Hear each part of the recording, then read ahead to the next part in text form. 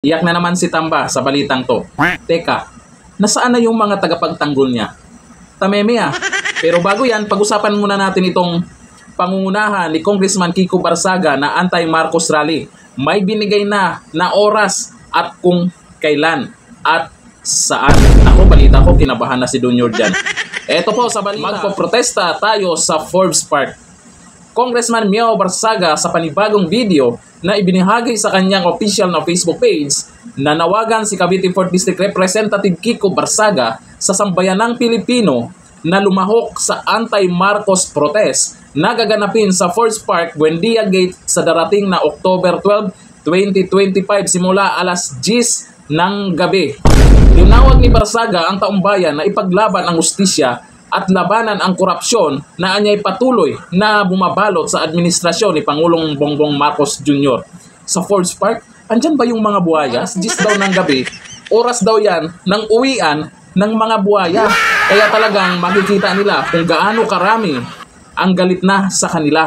Daming kinakabahan dyan. Malamang baka hindi uuwi dyan. Yung mga buhaya na yan, hindi uuwi yan, takot yan. Ito ang sabi ni Barsaga sa kanyang video. Mga kababayan ko, panahon na para muling lumaban sa korupsyon. Napakatagal ng bingi ang pamahalaan sa ating mga sigaw para sa hustisya. Ang September 21 ay simula pa lamang. Sa kasamaang palad, hindi naapektuhan ang mga protesta ang Administrasyong Marcos dahil masyado silang bulag sa realidad para maunawaan ang bigat ng kanilang mga kasalanan. Kaya bukas, October 12, 2025, tayo ay magprotesta sa harapan mismo ng ganid at tiwali. Dadalhin natin sa kanilang pintuan ang galit ng taong bayan. Magprotesta tayo sa Forbes Park. At bago ko tapusin ang aking talumpati, ayun po yan kay Congressman Kiko Barsaga. Huwag kalimutan ang mga kailangan. Magsuot ng hood laban sa ulan o init, mask para sa kaligtasan, at salamin para sa proteksyon sa alikabok. Ingat kayo at pagpalain tayong lahat ng Diyos. Video na yan ni Congressman Kiko Barsaga ay ang bilis nag-trending at umabot na ng milyon-milyon na nanonood niyan at maraming mga nag-comment. Pupunta daw sila. Lagot kayong mga buhaya. O dito tayo kay Speaker o dating Speaker Martin Romualdez. Naku, wala ng pag-asa to na maging Pangulo. Ayon dito sa balita, ang approval rating ni Martin Romualdez ay lumagapak na. Kailan ba tumaas yan? Ako nagtatanong lang. Breaking, approval at trust rating ni Romualdez lumagapak. Tuluyan ng gumuho ang tiwala ng publiko kay dating House Speaker Martin Romualdez. Ayon sa inilabas na pahayag, survey ng Publicus Asia na nagpakita ng matinding pagbagsak ng kanyang approval at trust rating dahil sa mga isyong may kinalaman sa korupsyon. Ay hindi naman daw siya nagnakaw doon. Malinis naman daw siya, hindi daw niya magagawa yun. Bakit kayo naniniwala sa paninira sa kanya? Maging Pangulo pa yan, namimigay ng bigas yan. May 5,000 petot pa. Dahil kay Speaker, may AX. Dahil kay Speaker, may tupad. Dahil kay Speaker, ano pa yon? Marami pa yon. Tapos ngayon, ganito yung nangyari sa kanya. Itinuturo siya ng iba.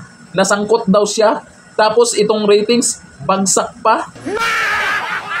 Wala na pag-asa. Ano yung pag-asa na maging Pangulo siya? Sayang naman, di ba? Mula 15% tungo sa 7% ang bagsak ng approval rating ni Romualdez. Nasaan na yung mga tagapagtanggol na sikat na mga vloggers dyan? Wala silang nagawa. Habang ang trust rating ay halos nagkalahati. Mula 10% bumagsak sa 5%. Kasabay nito, tumaas ang disapproval rating sa 74% at distrust rating sa 77%. Ang pinakamataas na disapprove rating sa lahat ng national official. Naku.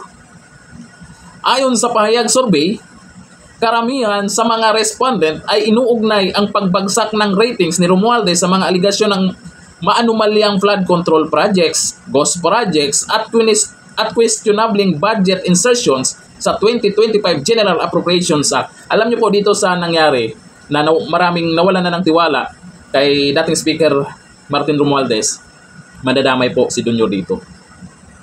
Babagsak din po ang ratings ng Pangulo po natin. Ito mas maraming bibilib sa ating Pangulo kung mapakulong niya ito.